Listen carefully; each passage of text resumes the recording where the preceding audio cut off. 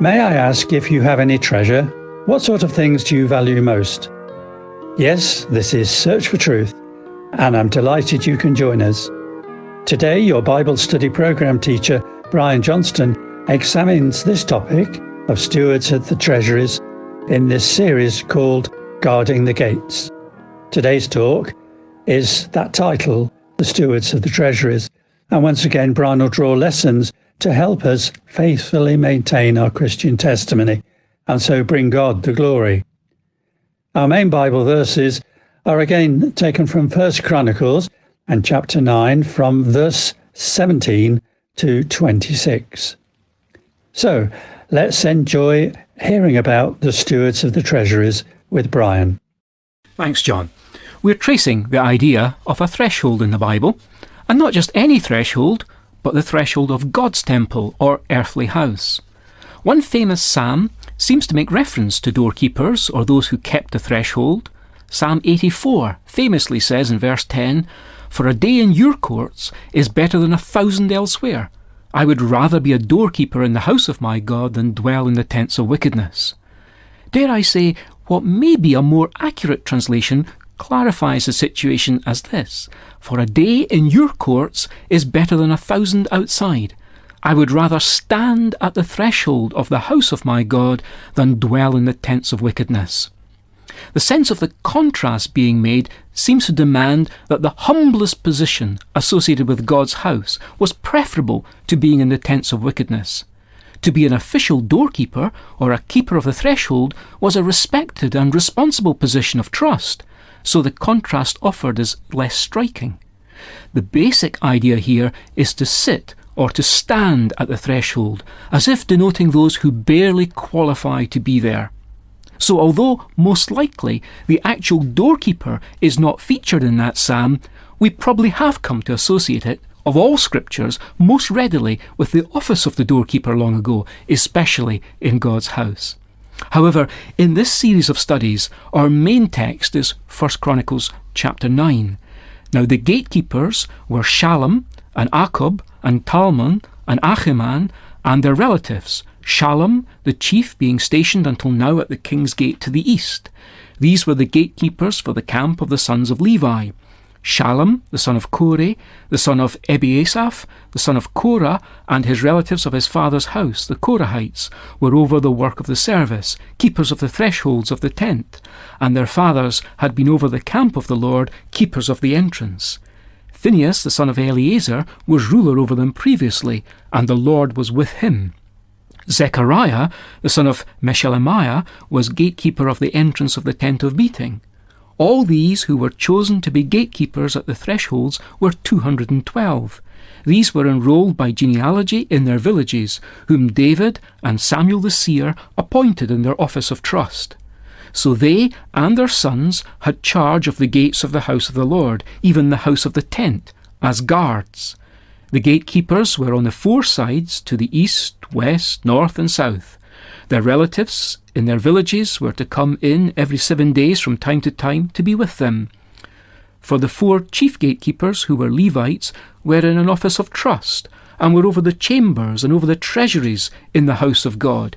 They spent the night around the house of God, because the watch was committed to them. These men formed a sacred order from the time of David.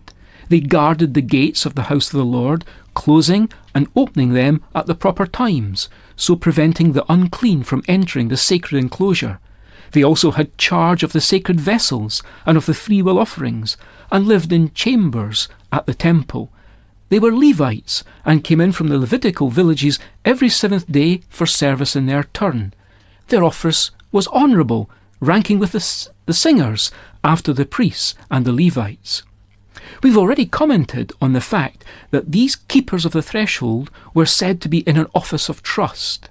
In fact, a literal translation of Jeremiah 52 and verse 24 talks about Seraiah, the head priest, and Zephaniah, the second priest, and the 3 keepers of the threshold.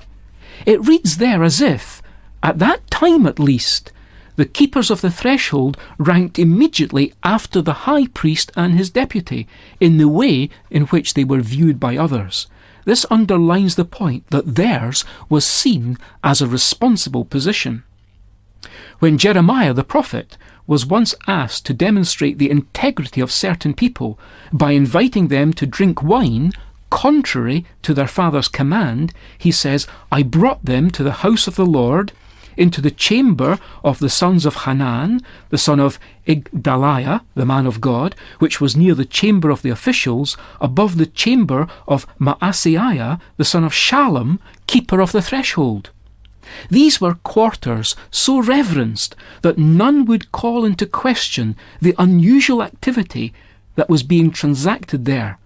Again, we see another indication of nothing but respect for the keepers of the threshold. By going a little further in our reading from 1 Chronicles chapter 9 this time, we've picked up on yet another element of the duties of those who formerly were known as the keepers of the threshold, namely that they were also the night watchmen of God's house. Nighttime brings its own dangers, with the threat of opportunist or scavenging prowlers, as well as organised surprise attacks by the enemy. Night watchmen had to remain vigilant, straining to detect the first sign of anything that could conceivably threaten the temple within the threshold. There's a famous Bible verse which asks, "Watchman, what of the night?" This world is full of dangers to those who watch out for the things of God. We too require vigilance against trends which endanger the lives of God's people and threats to their well-being. From the mythology of the Greeks, the term Trojan horse has become familiar to most. The Greek army had been unable to breach the city of Troy, but what they couldn't achieve by force of arms, they succeeded in doing by subtlety.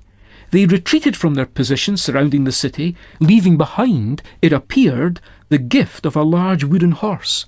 Relieved, the inhabitants of the beleaguered city came out to receive their gift and to bring it into their city, which they did. But things were not as innocent as they seemed. The large wooden horse was hollow, and Greek soldiers were concealed within it. At an appropriate, unsuspecting moment, they left their hiding place and opened the gates of the city to allow the rest of their returning army to enter.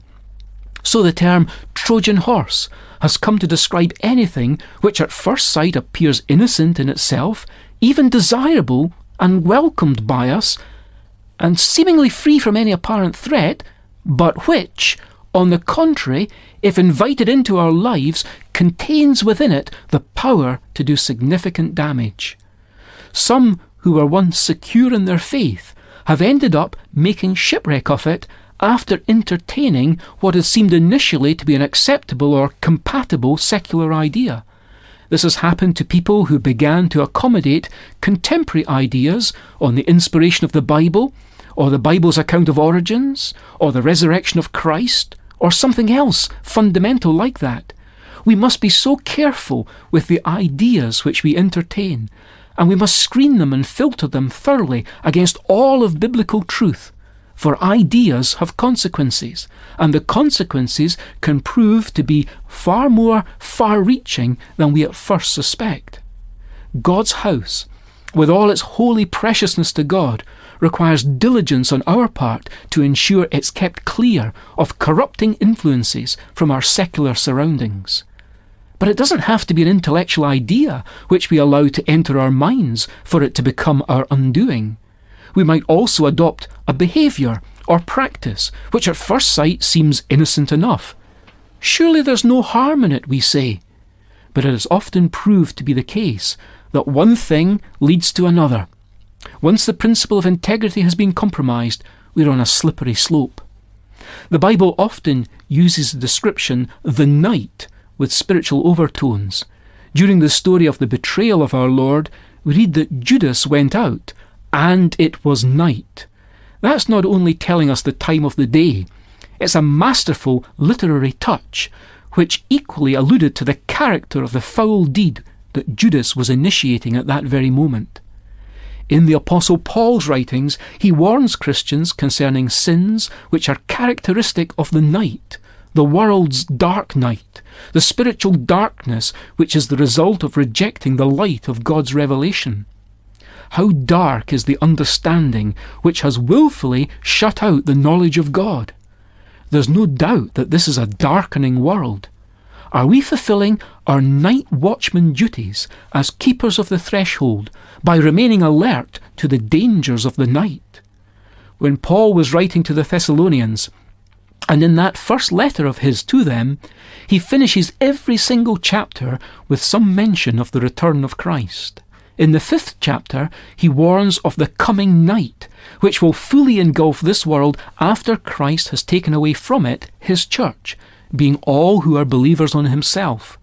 Paul says, "Therefore, let us not sleep, as others do, but let us watch and be sober. For they that sleep, sleep in the night, and they that be drunken are drunken in the night. But let us, who are of the day, be sober, putting on the breastplate of faith and hope, and for a helmet the hope of salvation."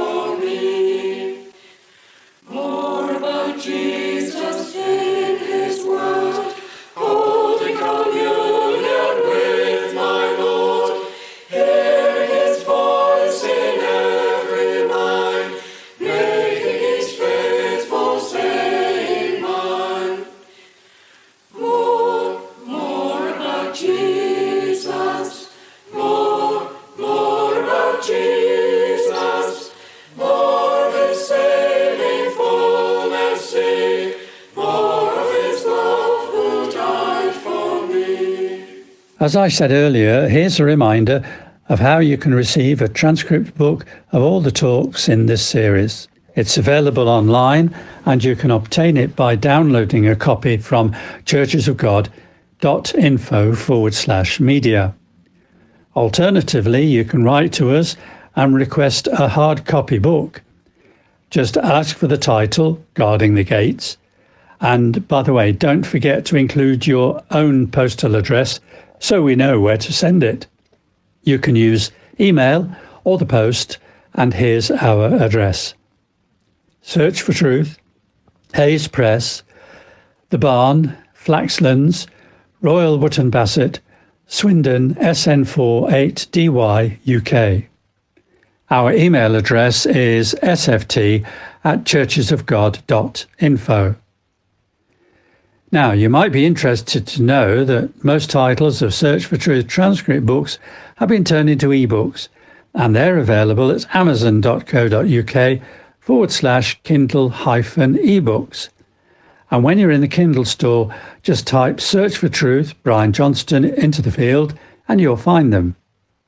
Many can also be ordered as conventional print books from Amazon Bookstore or from your own bookstore at www.hayespress.org and use Explore Our Shop.